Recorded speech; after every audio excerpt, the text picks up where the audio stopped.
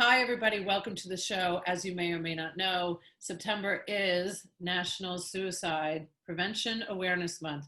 So we're having hard conversations all month long, but I'm very happy to be able to do that today with a licensed mental health counselor. His name is Ken Donaldson, and we're going to get to hear all about what Ken does in his life as a licensed mental health counselor. He's, certified addiction professional, which are my favorites, considering that I am an addict myself. I think it's so important the work that Ken does, and I'm really happy to have you on the show today. Welcome, Ken. Thank you. And I appreciate being here, and I appreciate your candidness with your own recovery. I'm a friend of Bill's too for 35 years now. So I am so happy. Yay. That makes me even happier. So we're like kindred spirits right now. yeah. All I ever need to know about somebody is either that they're from New York, Ireland, or a friend of Bill. Well, I'm from upstate New York too. Oh my God, it's getting better by the moment. Yeah, there you go. Can't say my dad came from Scotland. I don't know if that's a good thing or bad thing for the Irish, but we'll leave it at that and talk about it later. There you go. So Ken, there's a lot going on in the world. We don't need to even name it anything anymore. I started this show at the beginning of the pandemic, more Monday, Wednesday, Friday kind of thing. I was always doing a show, but we have such a need today for your services. So I really want to know what your thoughts are about how important this open dialogue is about suicide to prevent it going forward. Yeah, it's tremendously important. And as you and I were chatting before the show a little bit, the whole realm of mental health is something that unfortunately, for a number of reasons, doesn't really get a lot of press. We usually only see headlines when it's a celebrity that has gone off the rails. Oh my gosh, so and so is bipolar, and now they're in treatment. But it's a there's a day-to-day struggle for a very high number of people in our country and around the world, quite frankly, who are struggling with some kind of mental health issue. So it's a very important conversation. Yes. So how many years have you been a licensed mental health counselor, Ken? Well, I started in the field in 1986. I worked at a psychiatric hospital for about 3.5 years, and I started school at the same time. So I went to school for about 6.5 years, got my master's degree, and then became officially licensed in 1995. I picked up your whole life around, huh? Yeah, oh, it was a major, I was just redoing my resume. I'm going to be on a podcast for a treatment program over in Tampa, Turning Point of Tampa. I don't know if you're familiar with them. I know it well. I've spoken there a few times. Oh, okay, I have too. I'm good friends with them. And actually next Tuesday, I think I'm going over to do the recording for their podcast. And I refer to my years between 1975, when I graduated from high school, and 1986 as my tumbleweed years. And I just sort of tumbled around smoking a lot of weed, and just from job to job, couldn't figure out what I was going to do, got clean and sober, and realized I better figure out something. And I just had this calling, if you will, to this field. And so, I made the leap of faith. I got started all over again, reinvented myself, and so I've been in this field for about 35 years now. It's fantastic. Cool. Yeah. For myself, and I shared about this in my book, I dedicated a whole chapter to my dad's EAP counselor called Tuesdays with Ben. And it wasn't until I connected with somebody that was also understood what I was talking about in terms of what I had been through with addiction, that I really, really connected. I feel a lot of the times that the healers that we go see, whether it be a doctor, a psychiatrist, a psychologist, a mental health counselor, a therapist, whatever anybody's calling anybody today, you are healers to me. Yeah. I like the identification, and I never really understood why, when I was in rehab, because I was in 2 of them, I was professional, actually, a professional visitor. That my counselors were not allowed to reveal themselves to me until after. So I find it very refreshing, I have to say, Ken, that you would go ahead and reveal yourself, because I think most people in general want to be able to identify with somebody else. Yeah, and I pick and choose who I do that with. I don't Sure. broadcast it necessarily, although apparently I am now, but it's a big part of my story. Mhm. If I had not gone through what I went through in the early years of my life, I wouldn't be doing what I'm doing right now. I'm quite sure of that. I don't have any idea what I would be doing, but I like the idea of the wounded healer kind of thing, where my woundedness, my mistakes, when I turn them inside out and I find the silver lining, not only does it empower me, but it also helps me with my clients and relating to other people with, just their general struggles with addiction and mental health and relationships. Sure. I had never heard that term, wounded healer, until I met with my other friend that I had on the show, Shelley Caldy. She's also a therapist. And I thought, wow, it's really great, because the time that I interviewed her was like the beginning of COVID-19. And there was such a great impact, and I felt such a great need, which I still feel today, for your services. So what changes, like, have you seen through the pandemic? What I'm sure you've gotten busier. Actually, I tell you, it's been sort of strange for me. It just so happened, this was just serendipitous. January and February of this year, I had a number of clients that were just sort of wrapping up. So, and then I went away, my wife and I went away for 2 weeks, the last 2 weeks of February. So the day we got back, we went to Colorado. The day we got back was the day that COVID all of a sudden was news. And had we been out there 2 more days, we would have had a hard time getting back. Right. So I came back, and the first couple weeks of March after we were back, my phone didn't ring at all. Mm. And I think part of what happened, and I think it's still happening actually, is that everybody was sort of, we talk about fight or flight, Mm-hmm. and there's a third F. It's called freeze, and all three of those happen when there's a threat. And I think a lot of people just got frozen. They didn't know what to do. They didn't know how to act, what to think, what to believe, and so they just sort of froze. Mm. So my phone stopped ringing, and I had all these clients that I had finished up. So I had this wide open calendar. So my wife and I sat down and had a conversation. I said, I'm 63 years old. I've always wanted to go back to school to get my PhD. For some reason, life has opened up right now, so I'm going to go get that PhD. So I've been in a PhD program since March. Oh So my that's one of the things that happened with me. Now, in the meantime, the phone did start to ring again, God. and my practice is back to pretty much where it was, but I'm doing everything exclusively like this over virtually, telehealth. Right. So that, that was a big thing for me to make sure that everybody that I was talking to, because of the business side of who I am, was that they were really going full force on virtual telehealth, teletherapy, whatever you want to call it, that this was certainly going to be the future. It's current. So the future is now, of the way people are going to feel more comfortable going to actually see a therapist, because they don't even have to leave their home. So you incorporated that, and then things picked up, and now you have a consistent flow. Yep. Yeah. Now things are pretty much, I'll say, back to normal. They're not normal, but they're back. My practice is back to where it was as far as the flow. But in going back to your question is, what have I noticed? There's been a variety of things, and I think that we're not going to see the fallout of this mentally, emotionally, relationally for probably another 6 months to a year.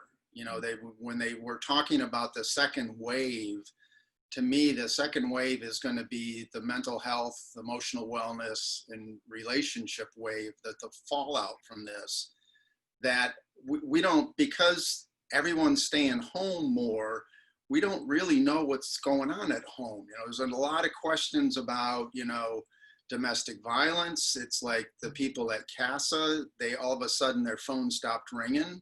It's like, why is that? Well, the people are trapped at home now. Yeah. So I think there's going to be fallout from this for years to come, quite frankly. And but what I am seeing is there seems to be a heightened level overall of people being affected. So people that might come in at a level 5 upset, if you will, are now coming in at level 7s, and the people that were coming in at level 7s are now coming in at 9s. And so there certainly is a heightened degree of stress that I believe is affecting pretty much everybody. Well, and, Friday, the day that this is airing, is 9/11.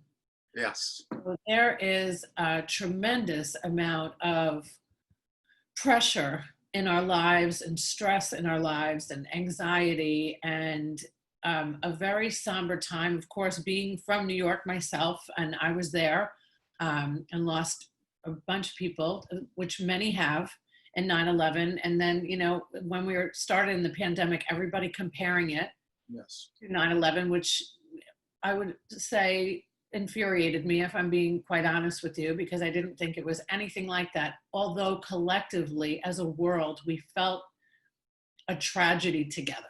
Yep. We felt a tragedy together.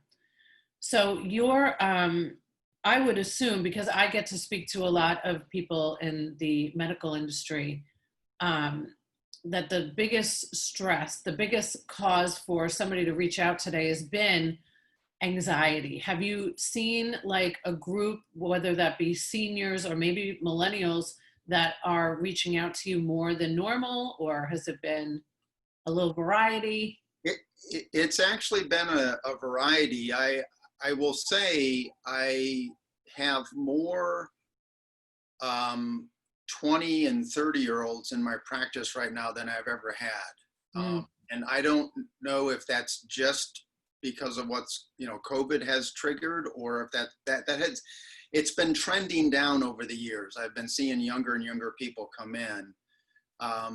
But it's hard to figure out if, what's specifically because of COVID and what isn't. So, but I see a broad variety of different ages, and I see them all. The anxiety certainly is one of the common denominators, but I think even bigger than that is just, it's the ambiguity of all this. It's the uncertainty. It's, the unknown. It doesn't help, with all of the riffraff that's going on behind the scene, the confusion that we're supposed to be getting from our leaders and the experts. That just, I think, further exacerbates things. So when people are met with such a huge level of uncertainty, it tends to jack up whatever their weakest link is. So for the people who tend to be anxious, they get more anxious, or perhaps they even start to have panic kind of symptoms. People who struggle with depression, they get more depressed. The people who are the addicts, higher rate for relapse. People that have a relationship that's sort of skating on thin ice, things start to blow up at home. Kids start to act out more. So it's, we just don't do well with uncertainty. There's a little caveman brain that still operates, that thinks there's a saber-toothed tiger around every corner and is ready for that. And as soon as there's uncertainty, which is, a threat or potential threat, it activates and it scares us. Yeah, absolutely. While you were speaking, I was thinking about this wonderful doctor who I listened to on this podcast I've mentioned to you before, called The Last Day. And I highly recommend it. I love to recommend things because they help me. I'm just assuming they would help others in the same situation as me, somebody who's in recovery, who likes to hear about the solution, who wants to identify with others and learn where to get the most help. And there was an episode with a doctor by the name of Dr. Gabor Mate. Have you heard of him? Oh, sure. Yep. Yep. Okay. Well, I had never until I heard this podcast. Hence why I love, listening to these podcasts and watching YouTube videos and such. And, he talks a lot about trauma, and trauma being this wound, which is what it means. It's the Greek word for wound. Yep. And there's so many open wounds that have even occurred from 9/11, or that have occurred from our addiction, or have occurred from relationship breakups, domestic violence. Right. And all of these wounds, I feel like right now are just, Right. they're just out there, like these nerve endings. Yep. That's a great way to put it, actually. And that's what happens when people have unresolved trauma. We're amazing beings in how we can compensate for things like that and get up every day and put the game face on and go out there and go to work and interact with our neighbors and do all that stuff, when behind the mask, when we finally have the end of the day, get down, we take the mask off and we're exhausted. Yeah. And because there's this burden that people carry around when they have trauma that's unresolved. And when we're in a situation like this, where there's so much uncertainty and ambiguity, those are huge triggers for that unresolved trauma. So there is a tendency of that getting more activated. And so what people see and feel and report are the symptoms of that.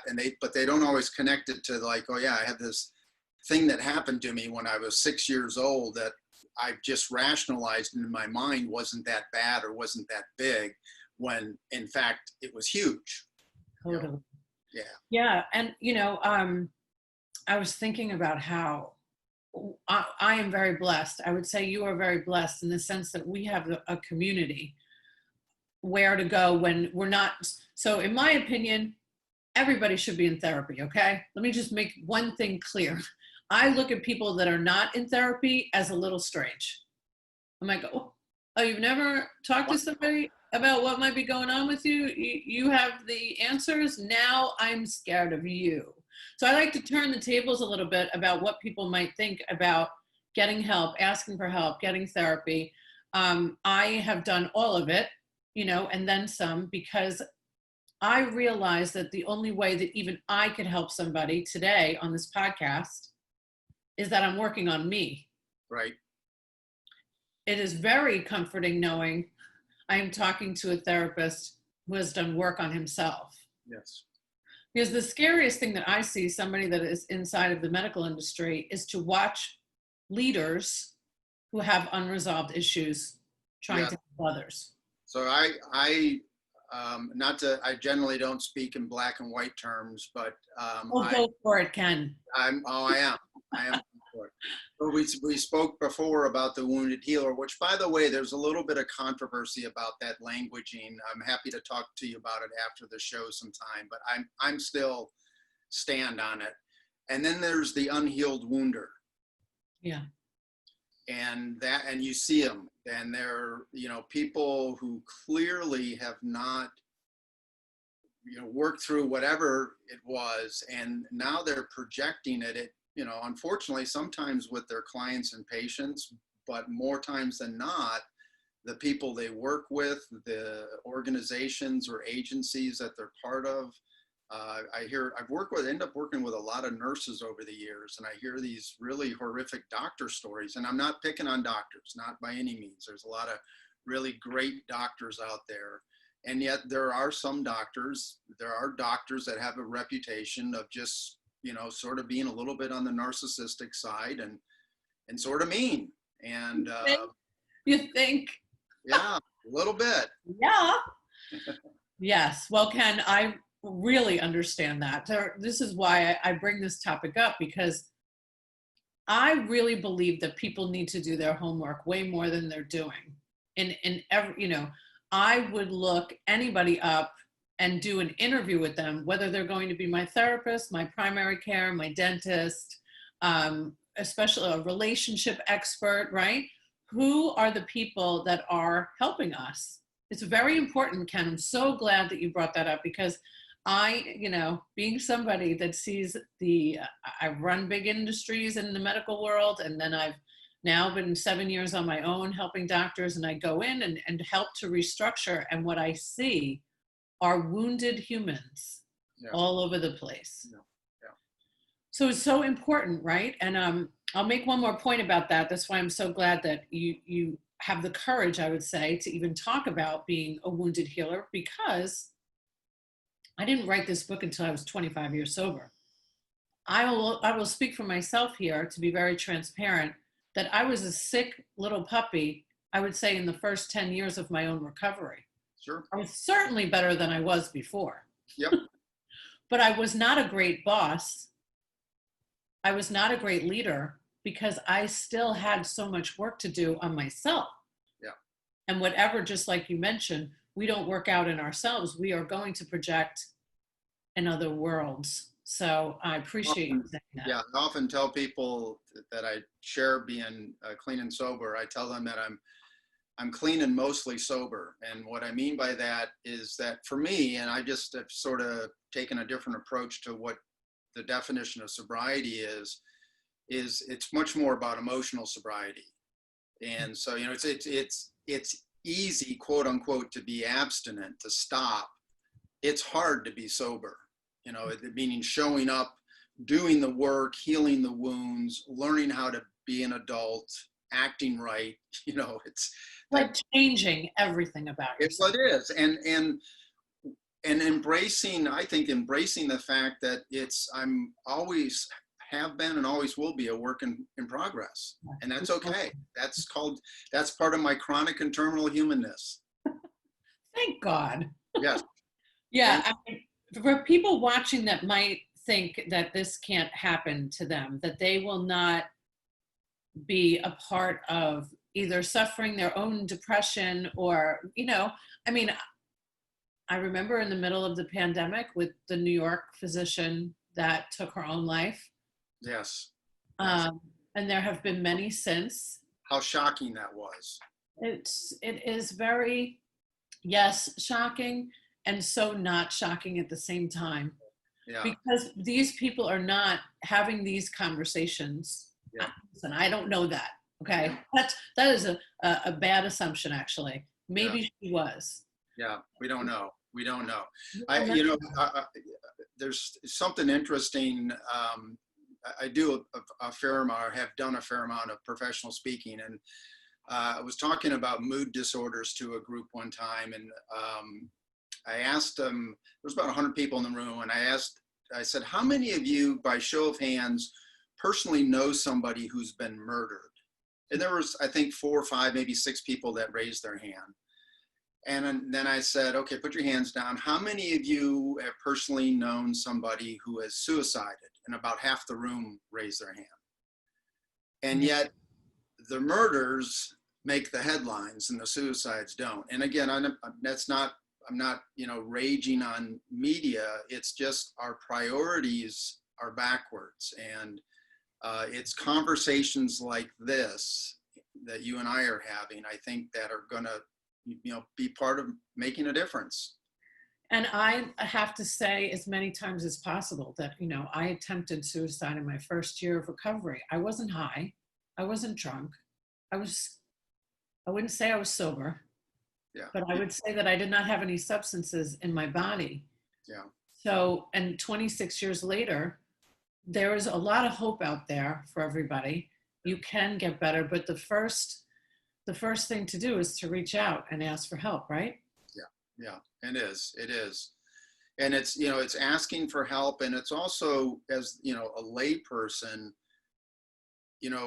recognizing that people are hurting and not feeling overwhelmed like it's your responsibility to have to fix them.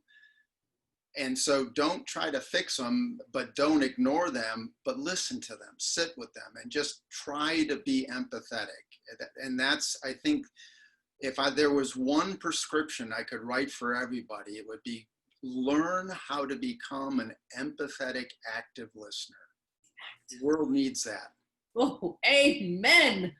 Active listening, one of my absolute favorite things. Listen, Ken, I'd love to have you back on the show again because I think that there's so much more to talk about. I'm really grateful that you were able to spend the time with us today. Ken Donaldson is not only a licensed mental health counselor, but I do want to make sure to get this out myself, even though it's in the bio.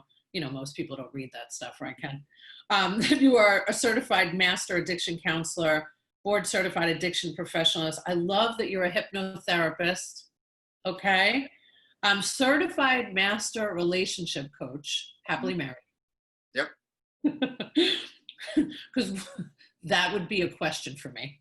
Yep. Florida board qualified supervisor for mental health counselor interns, and you serve on the board of directors for the Suncoast Mental Health Counselor Association.